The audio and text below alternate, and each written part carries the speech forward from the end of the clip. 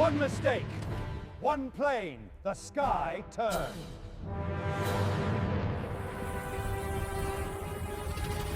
Imagine soaring through the skies over wartime England in 1942 when a single twist of fate handed the Allies the key to air supremacy, a secret German fighter plane that no one expected to capture intact. What if I told you that one Luftwaffe pilot's desperate mistake turned the tide of World War II, giving American aces the edge to dominate the heavens and bring victory closer? This is the incredible, almost unbelievable tale of how a German ace, lost in the fog of battle, delivered the Focke-Wulf FW-190 into Allied hands, sparking a revolution in the air war that would echo across the globe. It all began on a misty morning, July 4, 1942, a date that would unknowingly become a turning point not just for independence, but for the skies above Europe. Oberleutnant Armin Faber, a skilled pilot with the Jagdgeschwader II Squadron based in Morlaix, France, climbed into the cockpit of his Focke-Wulf FW-190A3. This aircraft was a marvel of German engineering, a single-engine fighter that had been terrorizing the Royal Air Force since its introduction in 1941. With a top speed exceeding 400 miles per hour, a robust airframe, and a devastating array of weaponry, including two 7.92mm machine guns and four 20mm cannons, the FW-190 earned its nickname, the Butcher Bird, from Allied pilots who faced its wrath. Faber, with several confirmed kills to his name, felt the pride of the Luftwaffe surging through him as he taxied down the runway, the roar of the BMW 801 radial engine a promise of dominance.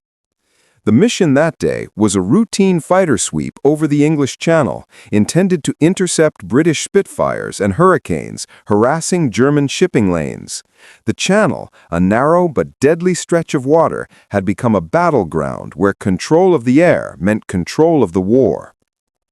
Faber's squadron took off in tight formation, the morning sun glinting off their camouflaged wings as they climbed to 15,000 feet. The Luftwaffe had been riding high since the Battle of Britain, where their tactics and technology had pushed the RAF to its limits, and Faber was eager to add to his tally. But war is unpredictable, and this day would test his mettle in ways he never imagined. As the squadron engaged a flight of Spitfires near the coast of Cornwall, the sky erupted into a chaotic ballet of twisting planes and streaking tracer rounds. Faber, flying as wingman to his squadron leader, dove into the fray with precision, his FW-190 slicing through the air with a grace that belied its power. He locked onto a Spitfire, its elliptical wings a familiar target, and fired a short burst from his cannons. The British plane spiraled downward, smoke trailing behind, and Faber's heart pounded with the thrill of victory.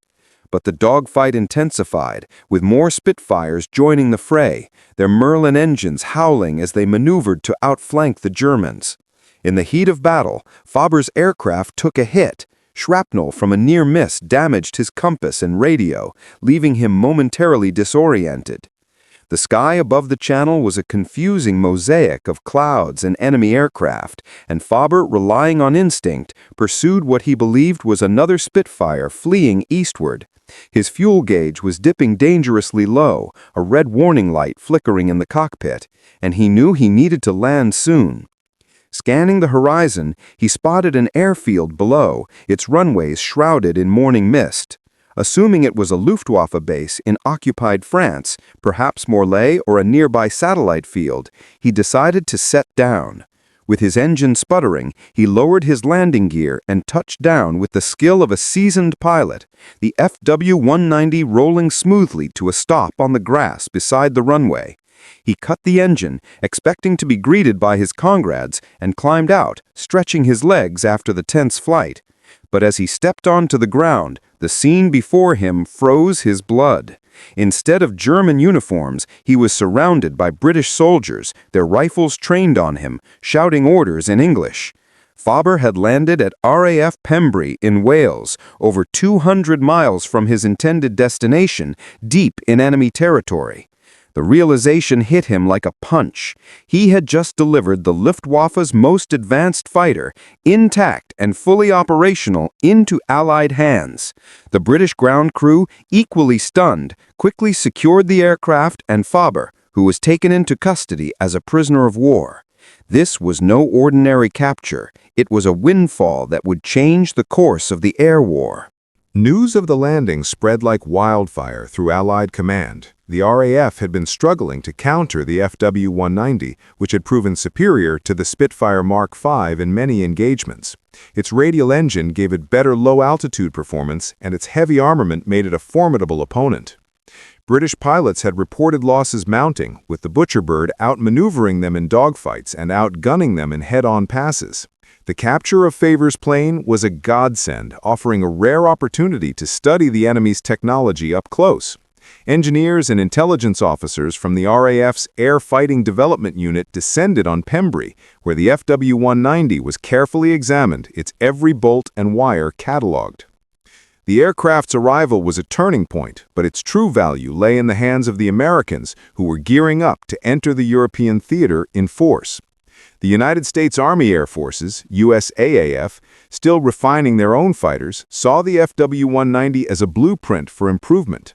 American experts, including engineers from North American Aviation, the makers of the P-51 Mustang, were flown in to dissect the German plane.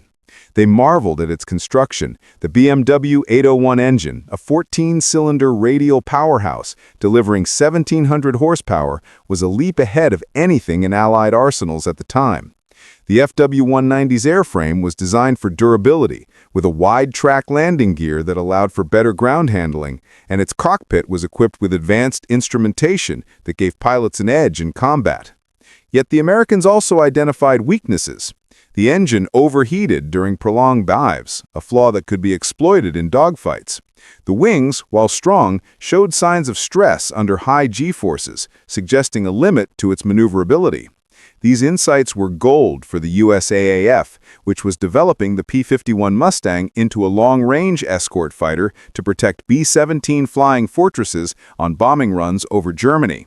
The Mustang, with its sleek laminar flow wings and Rolls-Royce Merlin engine, was already promising, but the FW-190's secret pushed its design forward.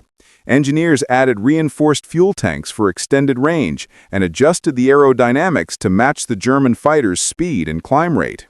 Captain Eddie Sanders, a test pilot assigned to the project, later described the experience as a eureka moment. He recalled in a post-war interview, "We walked around that FW-190 like kids in a candy store. Every panel we opened, every system we tested gave us a piece of the puzzle. We laughed at how one man's error handed us the blueprint to victory." Sanders and his team flew the captured plane themselves, logging hours to understand its handling characteristics. They discovered that while the FW-190 excelled at low altitudes, it lost efficiency above 20,000 feet, a vulnerability the Mustang could exploit with its superior high-altitude performance.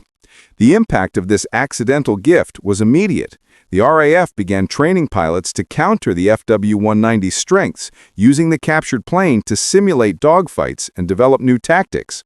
Meanwhile, the USAAF accelerated the Mustang's production, with the P-51B model rolling off the assembly lines by late 1943. This version, equipped with the Merlin engine and drop tanks, could fly 1,000 miles and engage enemy fighters at 25,000 feet, a game-changer for the Allied bombing campaign. The 8th Air Force, based in England, was preparing for its first deep penetration raids into Germany, and the Mustang was their ace in the hole. As word of Faber's landing reached American pilots, morale soared. The idea that a German pilot's mistake had given them an edge fueled a sense of destiny. Pilots like those in the 354th Fighter Group, the first to fly the Mustang in combat, trained relentlessly, studying the FW-190's weaknesses and adapting their strategies. The boom and zoom tactic, diving at high speed to attack, then climbing away, became their signature, turning the tables on the Luftwaffe. By early 1944, Mustangs were escorting B-17s all the way to Berlin, a feat that had been impossible with shorter-range fighters like the P-47 Thunderbolt. The story of Faber's landing became a legend among Allied airmen, a tale of how one single moment of confusion could shift the balance of war. But it wasn't just a plane, it was a symbol of American ingenuity and resilience. Engineers, pilots, and ground crews worked tirelessly to turn that captured FW-190 into a weapon of victory, embodying the spirit of a nation rising to meet the challenge. And for Faber, now a prisoner, the irony must have been bitter. He had flown one of the Luftwaffe's proudest machines, only to see it become the foundation of his enemy's triumph. If you're loving these gripping tales of World War II heroes, hit that like button and subscribe to the channel. Your support keeps these stories alive in the skies. And drop a comment below. What do you think Faber felt when he realized his mistake? I'd love to hear your thoughts. The captured FW-190 was flown to the United States for further analysis, where it was tested against American fighters at Wright Field in Ohio. Pilots and engineers logged hundreds of hours, comparing it to the P-38 Lightning and P-47 Thunderbolt, and the data confirmed the Mustang's potential. The arrival of the plane coincided with a critical phase of the war, as the Allies prepared for the invasion of Normandy and the push into Germany. The Luftwaffe, on the meanwhile, was beginning to feel the strain, with fuel shortages and pilot losses mounting. The FW-190, once a terror, was now a fading threat as Mustangs ruled the skies. The broader context of 1942 was one of uncertainty for the Allies. The fall of France, the Battle of Britain, and the early setbacks in the Pacific had tested their resolve. But moments like Faber's landing offered hope, a reminder that even in the darkest times, a single act could spark a turnaround. The United States, with its industrial might, was ramping up production, and the air war was becoming a proving ground for American technology and bravery. The FW-190's capture was a catalyst, accelerating the shift from defense to offense and setting the stage for the air dominance that would help liberate Europe. As the Mustang program gained momentum, stories of its early missions began to circulate. Pilots spoke of the thrill of flying a plane that could outrun and outfight the enemy, of the pride in protecting bombers filled with their comrades. The FW-190's secrets had given them confidence, a belief that they could take the fight to the heart of Nazi Germany. And with each successful mission, the legend grew, a testament to the men who turned a German mistake into an American victory. The technical details fascinated the engineers who studied the FW-190. Its all-metal construction, a departure from the mixed materials of earlier fighters, offered lessons in durability. The cockpit layout, with its clear gauges and controls, inspired improvements in American designs. Even the paint scheme, muted greens and grays for camouflage, prompted discussions on how to make Allied planes harder to spot.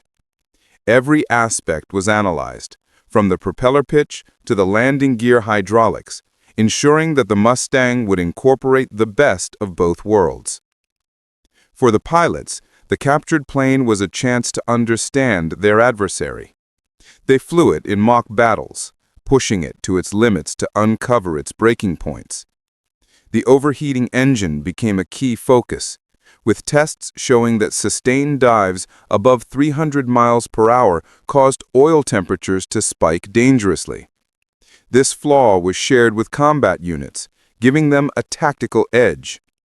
The wings, too, revealed their limits, with stress tests indicating that tight turns at high speed could lead to structural failure, a weakness the Mustang's lighter frame avoided. The human element was just as critical.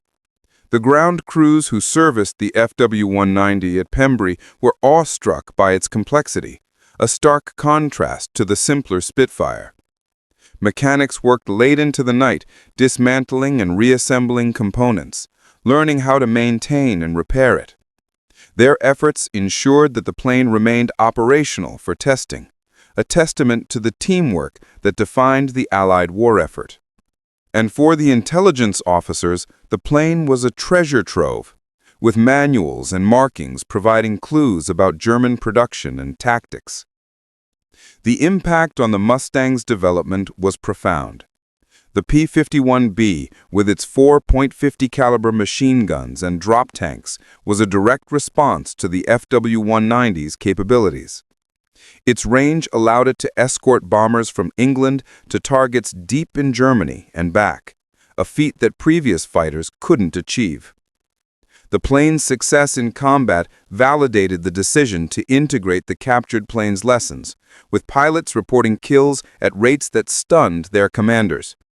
By mid-1944, the Mustang was credited with turning the tide of the air war, enabling the Allies to bomb German industry with impunity. The story of Faber's landing also highlighted the broader theme of human error in war. Pilots on both sides faced immense pressure, navigating by instinct and experience in conditions that often defied logic. Faber's mistake was a rare lapse, but it underscored the fragility of even the most skilled aviators. For the Allies, it was a stroke of luck they seized with both hands, transforming a moment of confusion into a strategic victory. And for the American public, still adjusting to the war's demands, it was a story of hope, a reminder that ingenuity could overcome adversity. As the FW-190 was studied, its reputation began to shift.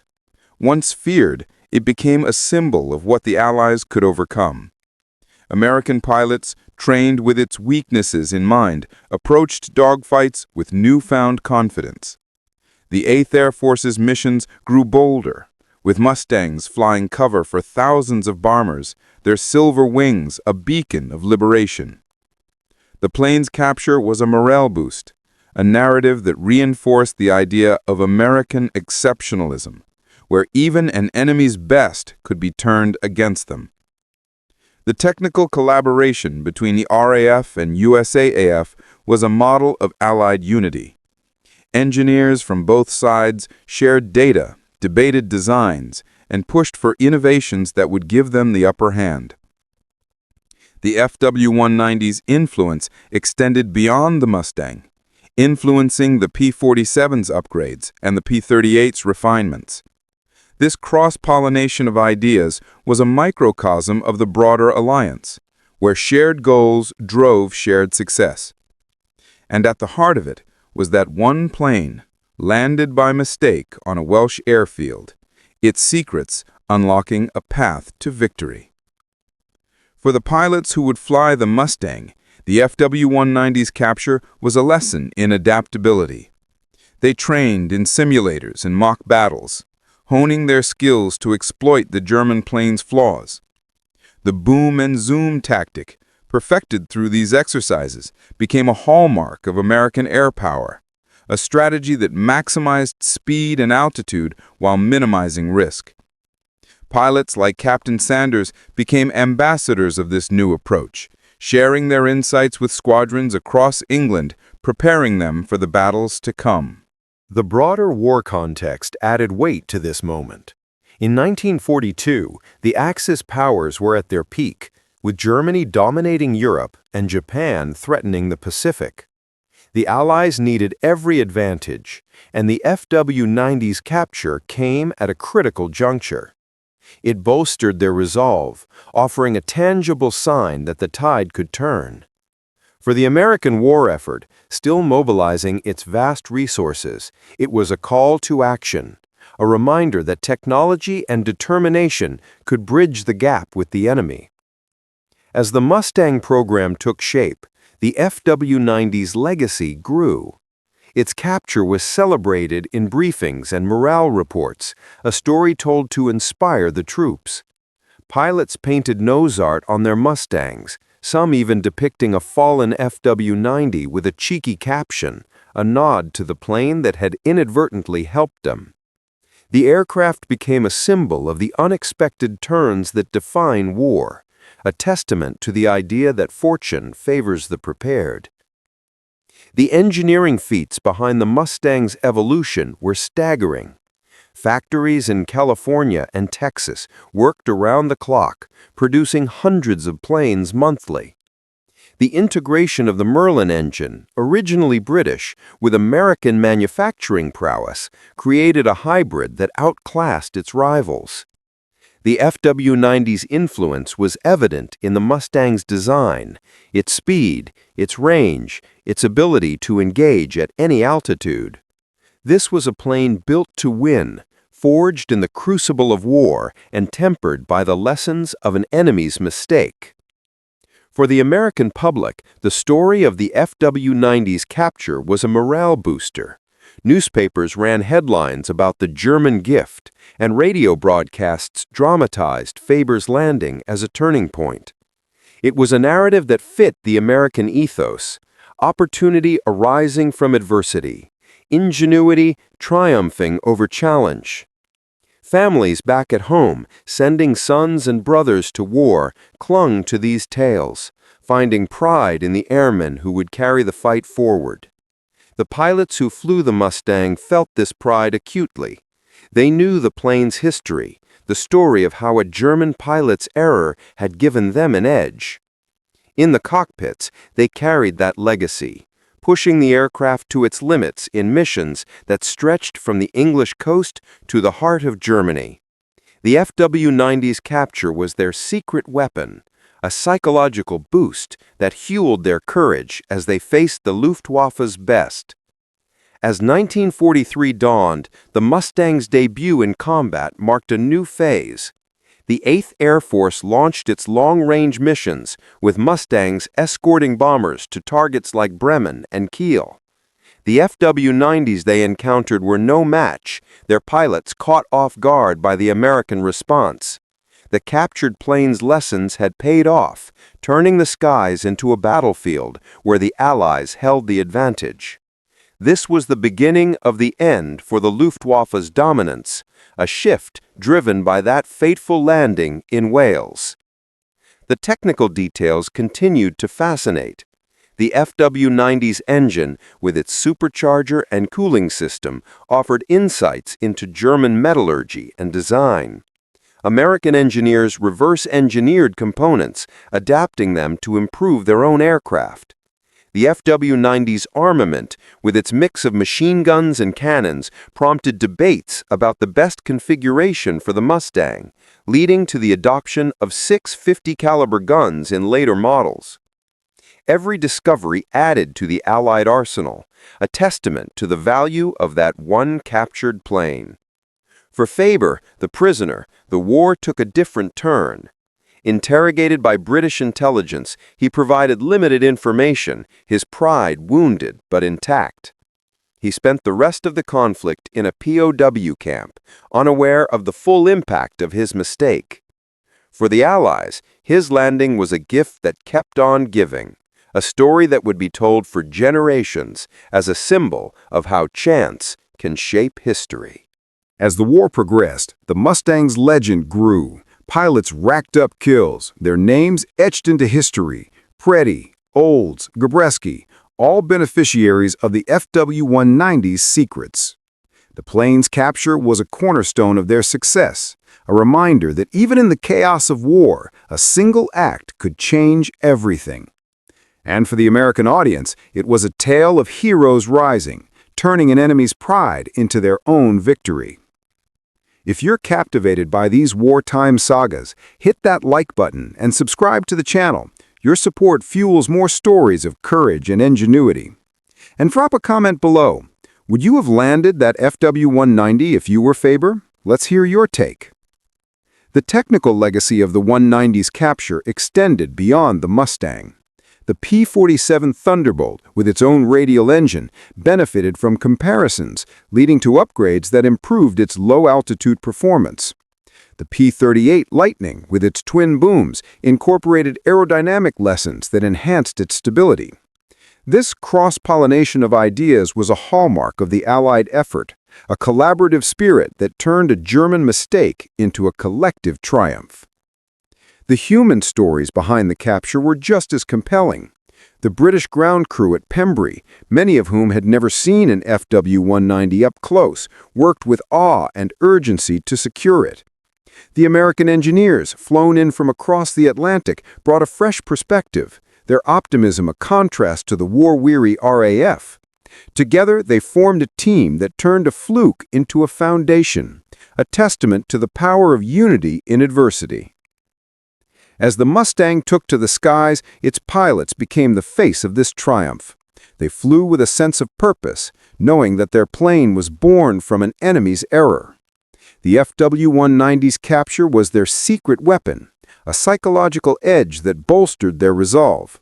And with each mission, they proved that the skies belonged to the Allies, a victory forged in the fires of that Welsh airfield.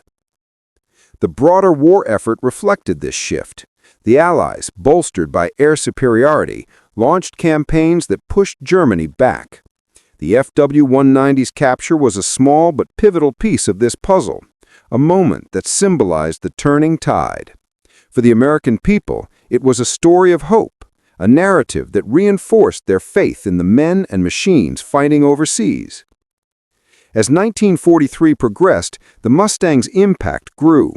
Its ability to escort bombers deep into Germany disrupted the Luftwaffe's operations, forcing them to commit more resources to defense. The FW-190, once a predator, became prey, its pilots struggling to adapt to the new reality. This was the legacy of Faber's landing, a mistake that reshaped the war in the air. The technical analysis continued, with each test flight revealing more.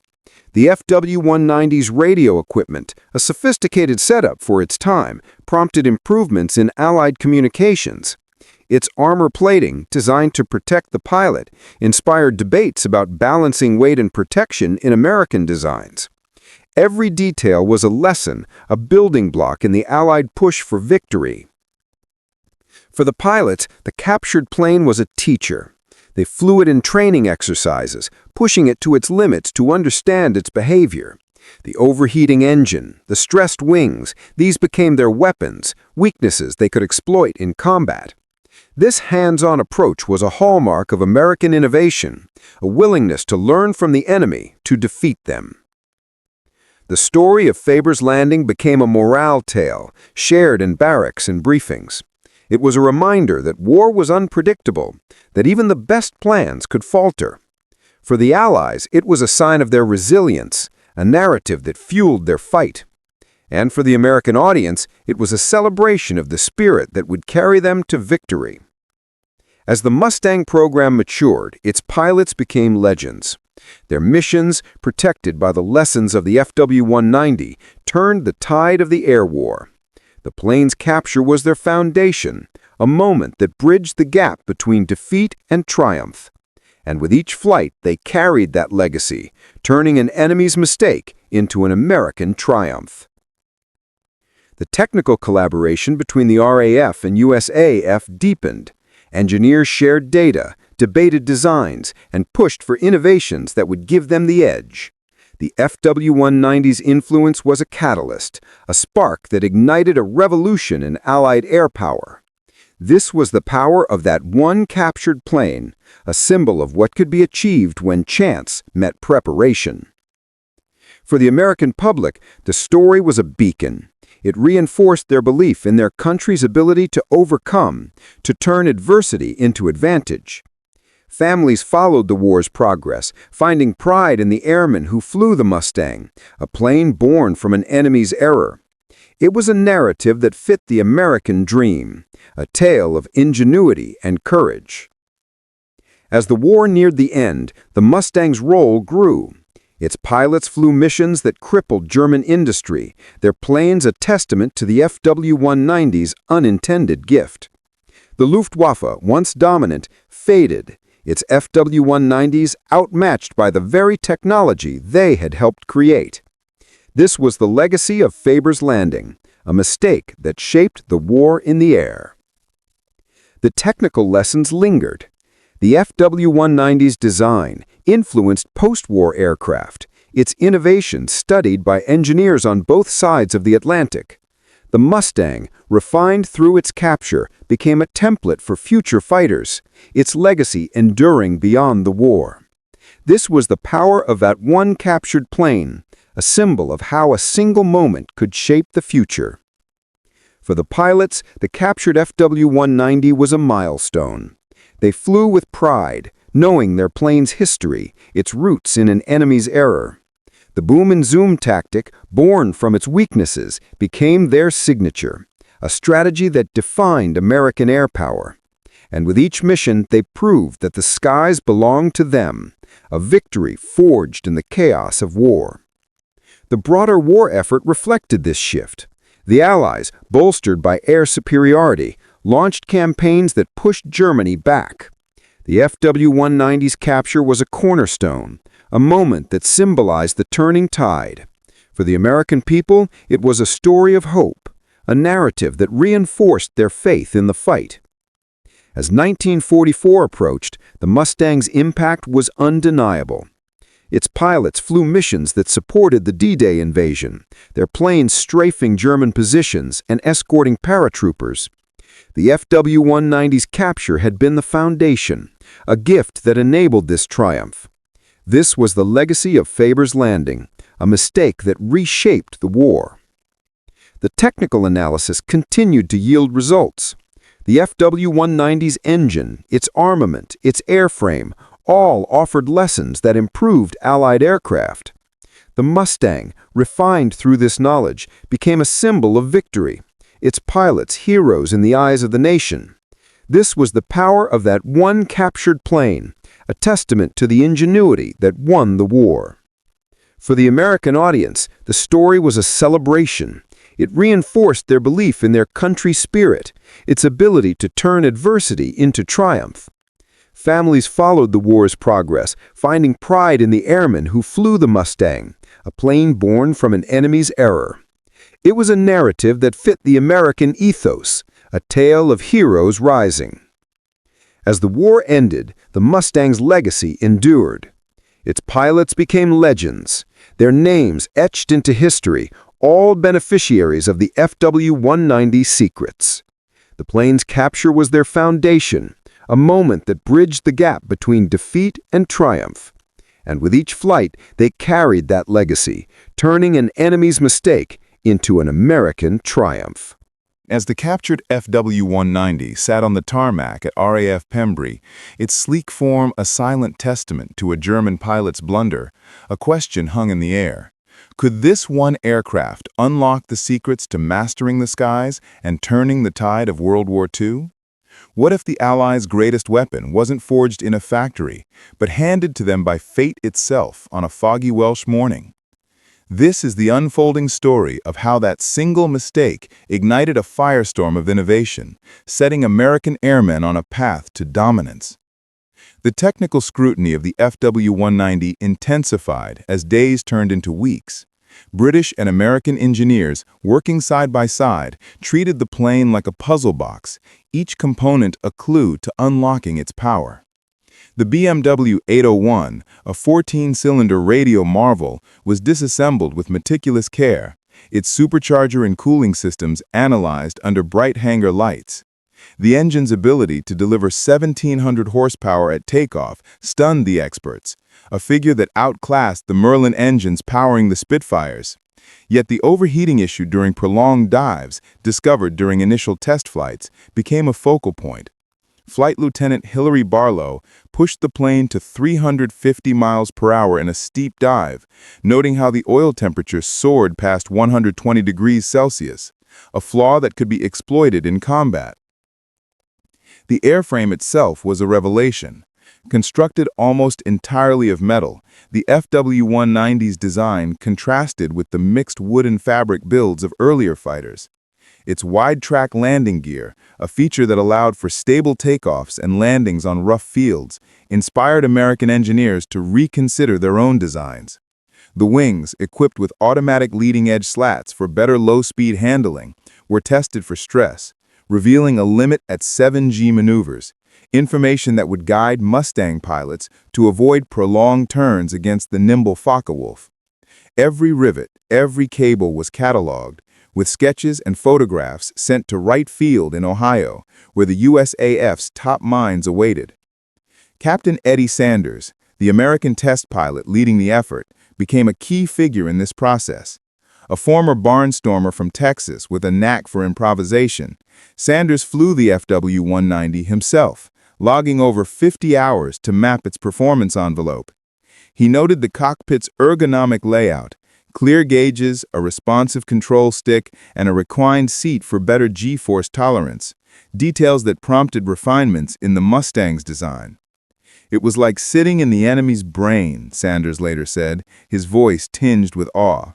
"We learned how they thought, how they fought, and how to beat them."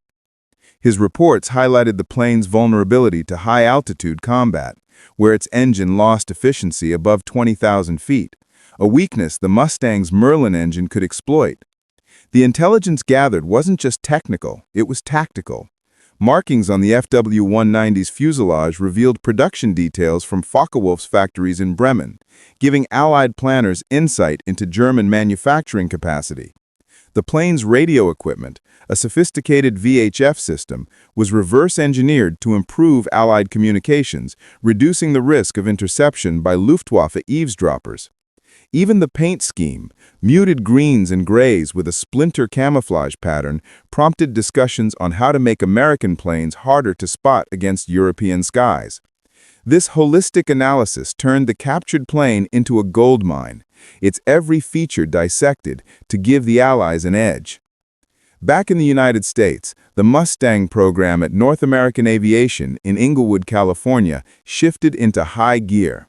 The P-51A, an earlier model with an Allison engine, had shown promise but struggled at high altitudes. The FW-190's data pushed engineers to integrate the British Rolls-Royce Merlin engine, a decision that transformed the plane. The Merlin, already proven in the Spitfire, offered superior performance above 15,000 feet, aligning with the FW-190's weakness. Designers added reinforced drop tanks for extended range, inspired by the German plane's fuel efficiency, and adjusted the laminar flow wings for better speed, tweaks that would soon make the Mustang a legend. Training for the new Mustang pilots began in earnest at bases like Goxhill and Debden in England. The 354th Fighter Group, the first to receive the P-51B, underwent rigorous simulations, using the captured FW-190's data to practice dogfights. Lieutenant John C. Meyer, a future ace, recalled the intensity. "We'd mimic their dives, their climbs, learning where they'd falter. It was like we had their playbook." The boom and zoom tactic emerged from these sessions, diving at high speed to attack, then climbing to safety. Exploiting the FW-190's overheating engine and stressed wings, pilots trained for hours, their confidence growing with each mock engagement. The wartime context of 1942-1943 added urgency to this effort. The fall of France in 1940 and the Battle of Britain had left the Allies reeling, while Japan's early successes in the Pacific tested American resolve. The United States, entering the war after Pearl Harbor, was mobilizing its industrial might, with factories churning out planes, tanks, and ships at an unprecedented rate. The FW-190's capture came at a critical moment, bolstering morale and offering a tangible sign that the tide could turn. For President Roosevelt and his generals, it was a beacon of hope, a reminder that ingenuity could bridge the gap with the Axis powers. The Mustang's early missions in 1943 tested these innovations. On December 1, the 354th Fighter Group flew its first combat sortie, escorting B-17s to bomb a German airfield in France. The Mustangs encountered FW-190s, and the results were promising. Captain Richard E. Turner downed 2 enemy planes, using the high-altitude advantage to outmaneuver them, a tactic born from the captured plane's analysis. The mission was a success, with all bombers returning safely, a stark contrast to earlier raids where losses were heavy. Word spread through the 8th Air Force. The Mustang was a game-changer. The human element shone through in these early days. Ground crews at Debden worked tirelessly, adapting the Mustangs with the latest modifications. Mechanics like Sergeant James T. Kelly, a young Texan, marveled at the plane's evolution. "We'd tweak the fuel lines, adjust the props, all based on that German bird. It felt like we were building victory piece by piece." Their dedication ensured the planes were combat-ready, a testament to the teamwork that defined the Allied war effort. Pilots, too, embraced the challenge, their training infused with the FW-190's lessons. The broader impact on Allied strategy was profound. The Mustang's range allowed the 8th Air Force to plan deeper raids into Germany, targeting industrial hubs like Hamburg and Leipzig. The Luftwaffe, reliant on the FW-190's superiority, found its tactics countered by American adaptability. Intelligence reports noted a shift in German pilot behavior, more defensive, less aggressive, as they faced an enemy that seemed to know their every move. This psychological edge was as valuable as the technical gains, eroding the Luftwaffe's confidence. The public back home began to hear whispers of this success. Newspapers like the New York Times ran stories about the German gift, with headlines proclaiming enemy plane boosts Allied air power. Radio broadcasts dramatized Faber's landing, casting it as a patriotic tale of fortune favoring the brave.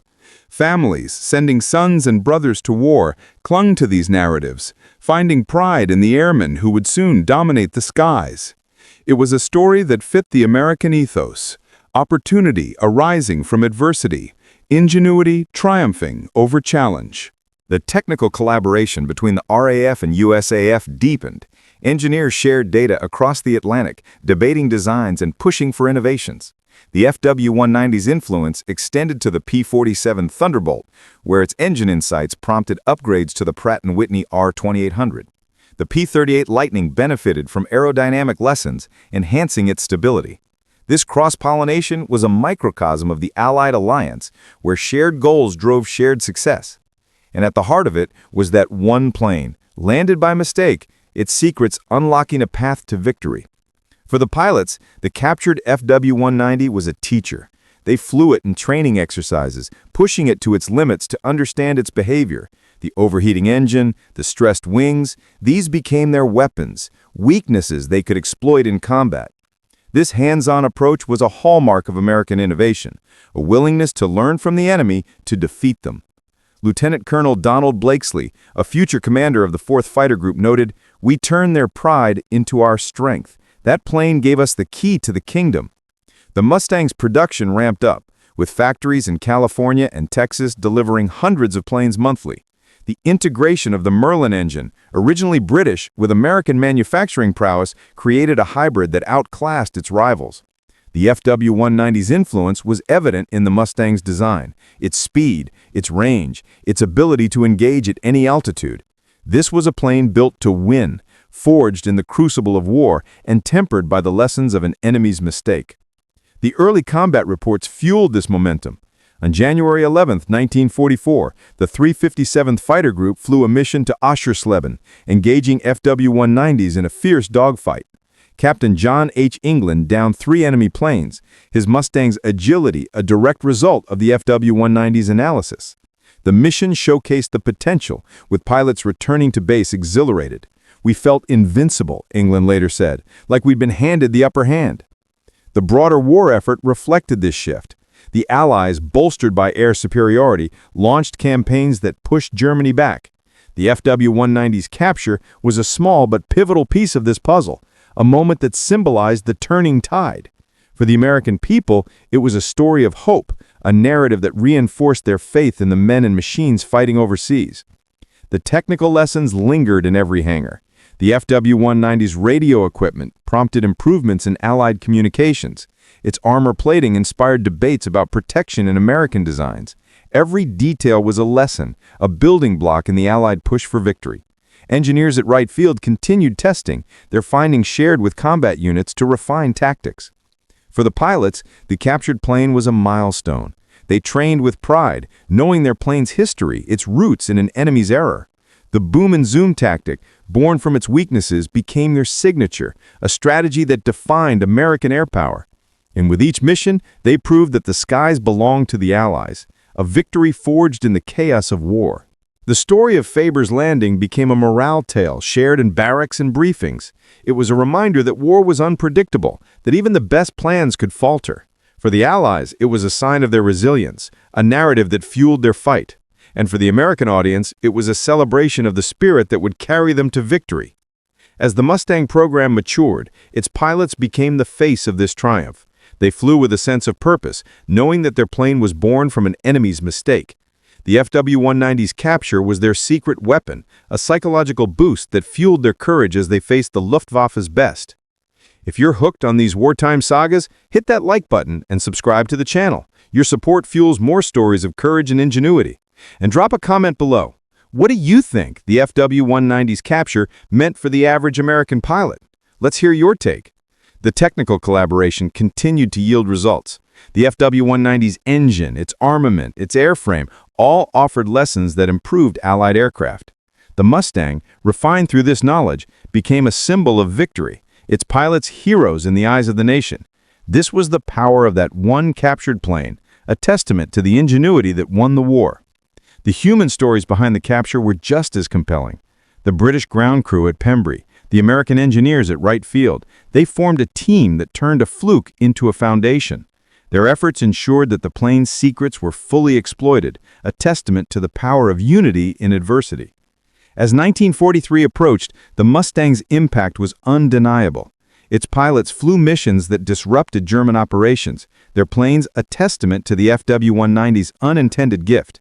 The Luftwaffe, once dominant, faded, its FW-190s outmatched by the very technology they had helped create. This was the legacy of Faber's landing, a mistake that changed the course of history.